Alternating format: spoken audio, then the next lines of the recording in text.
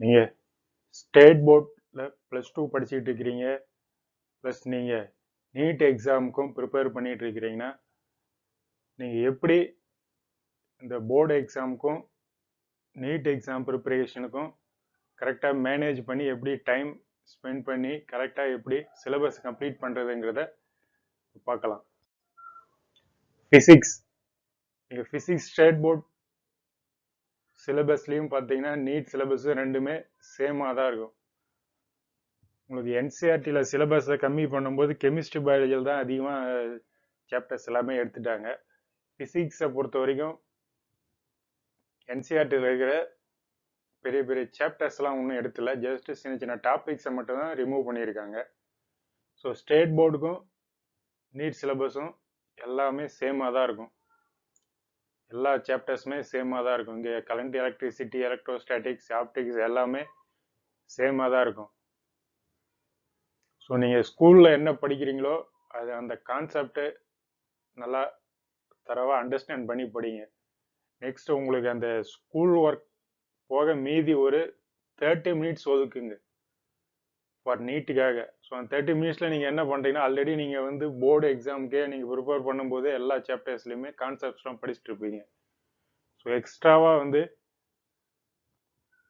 நீங்கள் NCERT examples, NCERT புக்கில் இருக்கிற எக்ஸாம்பிள்ஸ், அதில் இருக்கிற எக்ஸசைஸ், எக்ஸாம்பிளர் ப்ராப்ளம்ஸ், இதை வந்து நீங்கள் அன்னன்னைக்கு என்னென்ன டாப்பிக்கை முடிக்கிறீங்களோ அந்த சாப்டரில் இருக்கிற இந்த எக்ஸாம்பிள்ஸ், எக்ஸசைஸ், எக்ஸாம்பிளர்ஸ்லாம் ஒர்க் அவுட் பண்ணிவிடுங்க. ஸோ இதுக்கு ஒன்றும் ரொம்ப டைம் எல்லாம் ஆகாது. ஏன்னா ஆல்ரெடி அதுக்கு ரிலேட்டடாக சம்ஸை நீங்கள் உங்கள் ஸ்டேட் போர்ட்லேயும் ஒர்க் அவுட் பண்ணியிருப்பீங்க. ஸோ கொஞ்சம் தான் எக்ஸ்ட்ரா நீங்கள் ஒர்க் பண்ணுற மாதிரி இருக்கும். ஸோ அந்த வீக் எண்டில் இந்த NEET PYQs, previous year question already 37, 38 years அந்த மாதிரி புக்ஸ் எல்லாம் ஆல்ரெடி அவைலபிள் இருக்கு. ஸோ அதில் இருந்து நீங்கள் படிக்கலாம், இருக்கிற எக்ஸாம்பிள்ஸ்லாம் போட்டு பார்க்கலாம். ப்ளஸ் அது இல்லாமல் உங்களுக்கு எக்ஸ்ட்ரா டைம் இருந்துச்சுன்னா JE mains previous year question paper இருக்கு. ஸோ அதுலேயும் நீட் ரிலேட்டடாக இருக்கிற கொஸ்டின்ஸை வந்து கொஞ்சம் ஒர்க் அவுட் பண்ணி பாருங்க. ஸோ நிறைய மாடல், டிஃப்ரெண்ட் மாடல்ஸ் ஆஃப் சம்ஸை நீங்கள் ஒர்க் அவுட் பண்ணி பார்த்தீங்கன்னா உங்களுக்கு ஈஸியாக ஸ்பீடாக ஒர்க் பண்ண முடியும். உங்களுக்கு போர்டு எக்ஸாம் போகும்போது டைமிங்கை வந்து சேவ் பண்ண முடியும். நீட் எக்ஸாம்லேயும் உங்களுக்கு வந்து டைமிங் வந்து சேவ் பண்ண முடியும். ஸ்பீடாக வந்து உங்களால் ஆன்சரை ஈஸியாக கண்டுபிடிக்க முடியும். மந்த்லி ரிவிஷன், ஒரு 1 மந்த்துக்கு நீங்கள் ஒரு 4 சாப்டரை முடிக்கிறீங்கன்னா அந்த 4 சாப்டருமே ரிவைஸ் பண்ணிகிட்டே இருங்க. இந்த 1 மந்த்துக்கு இல்லை ஒரு 4 சாப்டருக்கு, அந்த 4 சாப்டருக்கு மட்டும் ஒரு மார்க் டெஸ்ட் அட்டன் பண்ணி பாருங்க ஃபுல்லாக. அப்போ தான் உங்களுக்கு வந்து டைம் மேனேஜ்மெண்ட்டை பற்றி கரெக்டாக மெயின்டைன் பண்ண முடியும். செகண்ட் மந்த் போகிறீங்கன்னா அந்த ஃபர்ஸ்ட் மந்த்தில் இருக்கிறதையும் திரும்பவும் சேர்த்து படிங்க. அப்படியே அந்த ஃபர்ஸ்ட் மந்த்தில் முடிச்சுட்டு அதை அப்படியே செகண்ட் மந்த்துக்கு மட்டும் படிக்காதீங்க. First month, second month 2 month சேர்த்து ரிவைஸ் பண்ணுங்க. அப்போ தான் உங்களுக்கு வந்து அந்த ஃபர்ஸ்ட் மந்த்தில் இருக்கிறது திரும்ப திரும்ப படிக்கிற மாதிரி இருக்கும். எப்படி உங்களுக்கு ஒரு போர்டு எக்ஸாமில் மிட் டேர்ம் ப்ளஸ் கோட்டையில் எழுதுறீங்கனாக்கா இப்போ கோட்டையில் எக்ஸாம் முடிச்சிருப்பீங்க. ஸோ அந்த மிட் டேர்ம் போர்ஷனே திரும்பவும் வந்து கோட்டையிலைக்கும் படிப்பீங்க. ஸோ திரும்பி ஒரு ஆஃப் இயர்லிக்கும் படிப்பீங்க, திரும்பி ஃபர்ஸ்ட் டிவிஷனை. ஸோ அந்த மாதிரி நிறைய டைம் படிக்கும்போது அந்த ஃபர்ஸ்ட்ல இருக்கிற சாப்டர்ஸ்லாம் திரும்ப திரும்ப நல்லா படிக்கிறதுனால நல்லா தரவாயிடும். ஸோ அந்த மாதிரி நீங்கள் ஒரு மந்த்தில் வந்து நீங்கள் 4 சாப்டர் முடிக்கிறீங்கன்னா அதை செகண்ட் மந்த்லேயும் சேர்த்து ரிவைஸ் பண்ணுங்க. ஸோ அந்த மாதிரி பண்ணிட்டு இருக்கும்போது சேர்த்தே மார்க் டெஸ்ட் அட்டன் பண்ணுங்க. ஸோ அப்போ தான் உங்களுக்கு வந்து ஒரு சில சாப்டர்ஸ் வந்து திரும்ப திரும்ப திரும்ப ரிவைஸ் பண்ணிகிட்டே இருக்க முடியும், உங்களுக்கு மறக்காது. நெக்ஸ்ட் ஃபார்முலாஸ்லாம் தனியாக நோட் பண்ணி வச்சு அந்த ஃபார்முலாஸை டெய்லியுமே ஒரு 5 மினிட்ஸ் திரும்பி ரீகால் பண்ணிகிட்டே இருங்க. ஃபார்முலாஸை மறக்கக்கூடாது. ஸோ இப்படி பண்ணிங்கனால உங்களுக்கு வந்து போர்டு எக்ஸாமுக்கும் நீட்டுக்கும் எந்த ஒரு பெரிய டிஃப்ரென்ஸுமே இருக்காது. ஸோ மார்க் டெஸ்ட் ரொம்ப முக்கியம். நெக்ஸ்ட் வந்து கெமிஸ்ட்ரியில் பார்த்தீங்கன்னா உங்களுக்கு வந்து state board has more chapters. ஏன்னா உங்களுக்கு வந்து அந்த என்சிஆர்டி புக்கில் இருந்து ஒரு சில சாப்டர்ஸ்லாம் அந்த கோவிட் டைமிங்கில் வந்து உங்களுக்கு நிறைய சாப்டர்ஸை வந்து கொஞ்சம் ரிமூவ் பண்ணிட்டாங்க என்சிஆர்டியில். ஸோ அதனால் வந்து அந்த நீட் சிலபஸ்க்கும் அதை ரிடியூஸ் பண்ணிட்டாங்க. ஸோ அதில் வந்து கொஞ்சம் உங்களுக்கு கொஞ்சம் எக்ஸ்ட்ரா ஒரு சில சாப்டர்ஸ்லாம் இருக்கும், solid state, surface chemistry. So இந்த மாதிரி ஒரு சில சாப்டர்ஸ்லாம் உங்களுக்கு எக்ஸ்ட்ராவாக இருக்கும். ஸோ நீங்கள் நீட் எக்ஸாமுக்கும் ப்ரிப்பேர் பண்ணுறீங்கன்னும் போது concentrate more on NEET syllabus. So அந்த நீட் சிலபஸ்க்கும் இருக்கிற அதே சாப்டர்ஸ் போர்டு எக்ஸாமில் படிக்கும்போது அது கொஞ்சம் நல்லா கான்சன்ட்ரேட் பண்ணி படிங்க. அந்த சாப்டரில் இருக்கிற என்சிஆர்டி எக்ஸாம்பிள்ஸ், எக்ஸசைசஸ், எக்ஸாம்பிளர், ஸோ அந்த சம்ஸ் ஃபிசிக்ஸ் மாதிரி இதுலேயும் இன்டெக்ஸ்ட் கொஸ்டின் எல்லாமே இருக்கும். அது எல்லாத்தையுமே ஒர்க் அவுட் பண்ணிங்கனாலே உங்களுக்கு வந்து கெமிஸ்ட்ரி ஈஸியாக இருக்கும். ஏன்னா உங்களுக்கு போர்டு எக்ஸாம்லேயுமே வந்து நீங்கள் ஆர்கானிக் கெமிஸ்ட்ரியில் நல்ல டீட்டெயிலாகவே கொடுத்துருக்காங்க.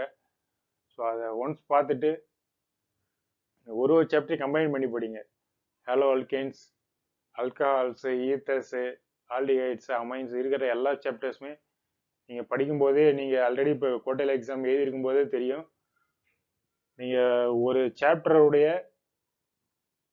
ப்ரிப்பரேஷன் வந்து இன்னொரு சாப்டருடைய கெமிக்கல் ப்ராப்பர்ட்டிஸாக இருக்கும். இங்கே ஒரு சாப்டரில் ஆக்சிடேஷனாக இன்னொரு சாப்டரில் அது வந்து ரிடக்ஷனாக இருக்கும். ஸோ அப்படிதான் இருக்கும். ஸோ அதை பார்த்து கம்பைன் பண்ணி படிங்க. நேமிங் ரியாக்ஷன்ஸ் ரொம்ப முக்கியம். ரியாஜென்ட்ஸ் அதோட ரொம்ப நீங்கள் கொஸ்டின்ஸை பார்த்தோன்னே ரியாஜென்ட் தான் நான் உங்களுக்கு ஞாபகம் வரணுமே. ரியாஜென்ட்டை கொடுத்துருந்தாலே நீங்கள் அது என்ன டைப் ஆஃப் ரியாக்ஷன்னு நீங்கள் ஈஸியாக கண்டுபிடிச்சிடலாம்.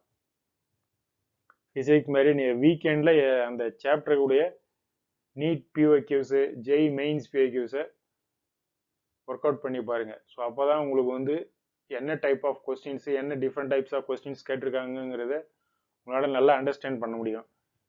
இன்ஆர்கானிக் வந்து பயாலஜி மாதிரியே உங்களுக்கு வந்து என்செட் அவுட் ஆஃப் என்செட்லாம் ஒன்றுமே இருக்காது. அதில் இருக்கிறத தான் அப்படியே பயாலஜி மாதிரி கேட்டிருப்பாங்க.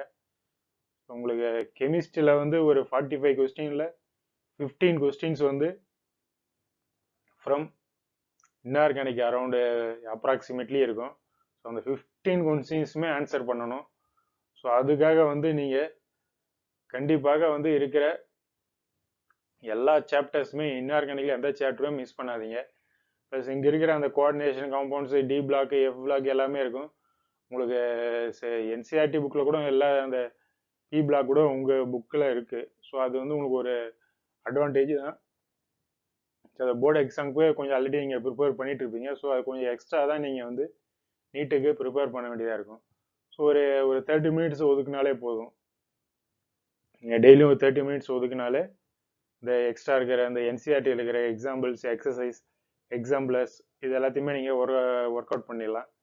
ஸோ ஏற்கனவே சொன்ன மாதிரி வீக்கெண்டில் பிஓக்யூஸ் ஒரு மந்த்துக்கு ஒரு 3 சாப்டர் முடிக்கிறீங்கன்னா அதை ரிவைஸ் பண்ணி அந்த மந்தில் வந்து அதை வந்து ஒரு மார்க் டெஸ்ட் எழுதி பாருங்கள். ஸ்பீடு அப்போ தான் உங்களுக்கு மெயின்டைன் பண்ண முடியும்.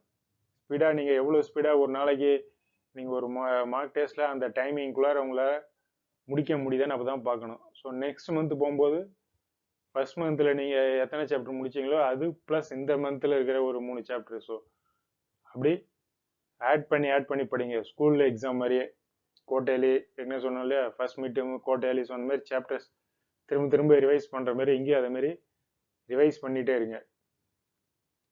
ரியாஜென்ட்ஸ்லாம் ஆர்கானிக் கெமிஸ்ட்ரியை பொறுத்த திரும்ப நீங்கள் தனியாக நோட் பண்ணி வச்சு அது என்ன டைப் ஆஃப் ரியாக்ஷனுக்கு வருது, அந்த ரியாஜென்ட்டை பார்த்த உடனே உங்களுக்கு அது என்ன டைப் ஆஃப் ரியாக்ஷன் தெரியும். அதனால தான் நிறைய பேர் ஆர்கானிக் கெமிஸ்ட்ரி வந்து ஏன் டஃப்னு ஃபீல் பண்ணுறாங்கனாக்கா அந்த ரியாஜென்ட்ஸை வந்து கரெக்டாக ஞாபகம் வச்சுருக்க மாட்டாங்க.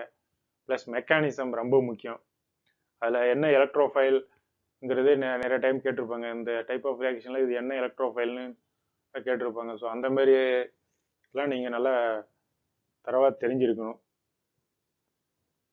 ஸோ மந்த்லி டிவைட் பண்ணி ஒரு சாப்டராக நீங்கள் முடிச்சுட்டு வந்தீங்கன்னா உங்களுக்கு வந்து மார்ச் ஒரு செகண்ட் வீக் அளவுக்கு உங்களுக்கு போர்டு எக்ஸாம் முடிஞ்சிருச்சுன்னா அதுக்கப்புறம் வந்து ஒரு 45 டேஸ் இருக்கும். 45 டேஸ் 50 டேஸ் கிட்ட உங்களுக்கு வந்து டைம் இருக்கும். ஸோ அந்த டைமிங்கில் கொஞ்சம் இது ஆல்ரெடி நீங்கள் நல்லா தரவாக இருந்துட்டீங்கன்னா +1 சாப்டரையும் வந்து கொஞ்சம் நல்லா ரிவைஸ் பண்ணிக்கலாம். ஸோ உங்களுக்கு +1 எடுத்தீங்கன்னாங்க கெமிஸ்ட்ரியில் வந்து உங்களுக்கு இந்த கெமிக்கல் பாண்டிங்லாம் ரொம்ப ஒரு ஈஸியான சாப்டர்ஸ் தான். ஸோ அதெல்லாம் ஈஸியாக நீங்கள் ஒரே நாளில் கூட அந்த சாப்டர்ஸ்லாம் ரிவைஸ் பண்ணிடலாம். ஸோ அந்த மாதிரி இருக்கிற சாப்டர்ஸ் எல்லாம் நல்ல டீட்டெயிலாக படித்து வச்சுருக்கணும். பயாலஜியில் வந்து பார்த்தீங்கன்னா உங்களுக்கு கொஞ்சம் நீட் சிலபஸோட அதிக சாப்டர்ஸே இருக்கும் கெமிஸ்ட்ரி மாதிரியே. ஸோ ஏன்னா இங்கே வந்து உங்களுக்கு என்சிஆர்டியில் வந்து ஒரே புக்கு தான் பயாலஜி. ப்ளஸ் சாப்டர்ஸையும் கம்மி பண்ணிட்டாங்க. பட் இங்கே வந்து கொஞ்சம் அதிகமாக தான் இருக்குது. பட் நமக்கு வந்து என்சிஆர்டி புக்கில் இருந்து தான் நமக்கு வந்து நீட்டில் கேட்கறதுனால நீங்கள் அந்த சாப்டர்ஸ்லாம் நல்லா கொஞ்சம் கான்சென்ட்ரேட் பண்ணீங்க. அப்படியே ப்ளஸ் பயாலஜிலையும் அந்தந்த சாப்டருக்கு என்சிஆர்டி சிலபஸையும் அப்படியே சேர்த்து ரீட் பண்ணிட்டு வாங்க. முக்கியமாக இந்த பிளான்ட் கிங்டம், அனிமல் கிங்டமில் இருக்கிற பார்த்தீங்கன்னா நிறைய எக்ஸாம்பிள்ஸ்லாம் இருக்கும். ஸோ இதில் இந்த நம்ம ஸ்டேட் போர்ட் புக்லேயே ஒரு சில எக்ஸாம்பிள்ஸ்லாம் காமனாக இருக்கும், ஒரு சில எக்ஸாம்பிள்ஸ் வந்து கொஞ்சம் டிஃப்ரெண்ட்டாக இருக்கும். ஸோ அதெல்லாம் கொஞ்சம் பார்த்து கம்பைன் பண்ணி படிங்க. பயாலஜியை பொறுத்த வரைக்கும் உங்களுக்கு examples, diagram, so diagram based கொஸ்டின்ஸும் கேட்குறாங்க, plus assess and reason, statement question. So இதெல்லாம் வந்து நீங்கள் ப்ராக்டிஸ் பண்ண தான் உங்களுக்கு வந்து ஈஸியாக இருக்கும். ஸோ எங்கள் பிசிக்ஸ் கெமிஸ்ட்ரி மாதிரி இதுக்கும் ஒரு ½ அன் ஹவர் ஒதுக்குனீங்கன்னா போதும். நீங்கள் ½ அன் ஹவரில் வந்து ஈஸியாக நீங்கள் அந்த எக்ஸ்ட்ரா என்னென்ன பாயிண்ட்ஸ் இருக்கோ அதை மட்டும் தனியாக நீங்கள் என்சிஆர்டியில் ரீட் பண்ணாலே போதும். ஒரு சில இதெல்லாம் வந்து உங்களுக்கு என்சிஆர்டிலையும் இதுலேயுமே காமனாக இருக்கும். ஃபார் எக்ஸாம்பிள் உங்களுக்கு அந்த ஜெனட்டிக்ஸில் வர மாலிகுலர் பேசிஸ் ஆஃப் இன்ஹெரிட்டன்ஸில், பிரின்சிபிள்ஸ் ஆஃப் இன்ஹெரிட்டன்ஸ்லாம் ஒரு சிலலாம் அப்படியே காமனாகவே இருக்கும். ஸோ அதெல்லாம் படிக்கிறதுக்கு உங்களுக்கு ஈஸியாக இருக்கும். ஸோ எக்ஸ்ட்ரா என்னென்ன இருக்கோ அதை மட்டும் கொஞ்சம் இந்த எக்ஸாம்பிள்ஸு, டயக்ராம்ஸ்லாம் கொஞ்சம் நல்லா தெளிவாக பார்த்துங்க. Monthly revision. ஸோ ஒரு மந்த்துக்கு நீங்கள் ஒரு 5 சாப்டர் முடிக்கிறீங்கன்னா அதை நெக்ஸ்ட் மந்த் போகும்போது சேர்த்து படிங்க. ஒரு மந்த் முடிச்சுட்டு அதுக்கப்புறம் திரும்பி அதை அப்படியே பெண்டிங்கில் வச்சு அதை அப்படியே விட்டுட்டு திரும்பி செகண்ட் மந்த்துக்கு மட்டும் திரும்பி புதுசாக படிக்காதீங்க.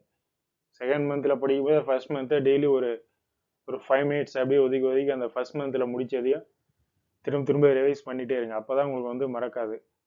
Plus mark test, physics chemistry மாதிரி அந்த இதுலேயும் உங்களுக்கு மார்க் டெஸ்ட் நீங்கள் இதில் வந்து நிறையா கொஸ்டின்ஸை அட்டன் பண்ணலாம் கம்பேரிங் டு பிசிக்ஸ் கெமிஸ்ட்ரியோட. ஏன்னா இது வந்து டைம் கொஞ்சம் கம்மியாக தான் ஆகும். ஸோ இதில் நிறைய மார்க் டெஸ்ட் அட்டன் பண்ண உங்களுக்கு வந்து நல்லா ஒரு ஸ்பீடு வரும். நீங்கள் 50% ஆஃப் த மார்க் வந்து பயாலஜிலே இருக்குது. நீங்கள் எந்த அளவுக்கு பயாலஜி நல்லா ரீட் பண்ணுறீங்களோ ஒரு 350 சாலிடாக நீங்கள் வந்து பயாலஜியில் எடுத்துட்டிங்கன்னா ஈஸியாக நீங்கள் வந்து 550, 600 ஈஸியாக கிராஸ் பண்ணிடலாம். ஸோ ஈவன் 2025ல ஏன் நிறைய பேருக்கு வந்து மார்க் கம்மி ஆயிடுச்சுன்னு பார்த்தீங்கன்னா, ஃபிசிக்ஸ் கெமிஸ்ட்ரிலாம் டஃப்னு சொன்னாலும் பயாலஜிலே வந்து நிறைய பேர் வந்து 300க்கே நிறைய பேர் எடுத்துட்டாங்க. ஸோ அதனால தான் வந்து ஈவன் என்சிஆர்டியை தாண்டி எதுவுமே வரல பயாலஜியை பொறுத்த வரைக்கும். அப்படி இருந்தும் பயாலஜியில் வந்து நிறைய பேர் ஸ்கோர் பண்ணாததுனால தான் இந்த அளவுக்கு கட் ஆஃப் கம்மி ஆச்சு. ஸோ நீங்கள் பயாலஜியை நல்லா வந்து தரவாக படிச்சிருந்தீங்கன்னா ஈஸியாக வந்து நீங்கள் பயாலஜியில் 350 ஈஸியாக எடுத்துடலாம். என்சிஆர்டி புக்கு அவுட் ஆஃப் என்சிஆர்டிலாம் ஒன்றுமே கிடையாது. ஸோ இப்போ 350 எடுத்துட்டிங்கன்னா ஈஸியாக நீங்கள் ஃபிசிக்ஸ் கெமிஸ்ட்ரி, ஃபிசிக்ஸில் வந்து ஒரு சில இம்பார்ட்டன்ட் சாப்டர்ஸ் +1ல் ஒரு சில இம்பார்ட்டன்ட் சாப்டர்ஸ் மட்டும் படித்தாலே போதும்.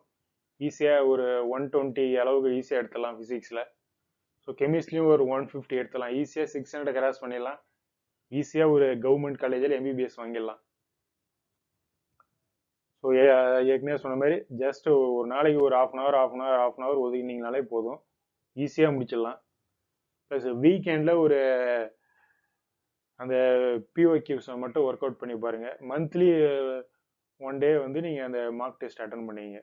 ஸோ இப்படி நீங்கள் ஃபாலோ பண்ணிங்கனாலே ஈஸியாக வந்து லாஸ்ட்டில் வந்து நீங்கள் போர்டு எக்ஸாமை முடிச்சுட்டு ஈஸியாக எல்லாம் +1 சாப்டர்ஸ்லாம் நல்லா ரிவைஸ் பண்ணி ஈஸியாக அட்டன் பண்ணி 600க்கு மேலே ஈஸியாக ஸ்கோர் பண்ணிடலாம்.